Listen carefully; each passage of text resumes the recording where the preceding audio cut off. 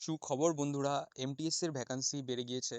তো এমটিএস 18 থেকে 25-এর ভ্যাকান্সি বেড়ে হয়েছে 6078। এমটিএস 18 থেকে 27 এই ভ্যাকান্সি বেড়ে হয়েছে 732 এবং হাবিলদারির ভ্যাকান্সি বেড়ে হয়েছে 1211। অর্থাৎ সব মিলে মোট 8021। এমটিএস 18 থেকে 25, 27 এবং হাবিলদার সব মিলে টোটাল ভ্যাকান্সি হলো 8021, যা কিন্তু অনেকটাই বেড়ে গিয়েছে। এবং পশ্চিমবঙ্গে এমটিএস এর ভ্যাকান্সির মধ্যে 18 থেকে 25-এর মধ্যে রয়েছে 542টা, 18 থেকে 27-এর মধ্যে রয়েছে 13টা এবং হাবিলদার অর্থাৎ কলকাতা কাস্টমসের মধ্যে রয়েছে 13টা ভ্যাকান্সি। এটাও টেন্টেটিভ, ফাইনাল নয়। তো এরপরেও আরও বাড়ার সম্ভাবনা রয়েছে।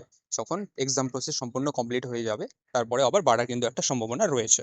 তো যারা যারা এমটিএস এ প্রিপারেশন করছো তারা খুব মোটামুটি মন দিয়ে করো, কারণ আগামীতেও ভ্যাকান্সি একটা যদি বেড়ে যায় তাহলে গতবারের 11,000 ভ্যাকান্সি ছিল, এবারেও প্রায় 10,000 ছুঁই ছুঁই চলে যেতে পারে। তো একটা ভালো ভ্যাকান্সি হবে, তাই ভালো অপরচুনিটি রয়েছে, এটা হাতছাড়া করা যাবে না।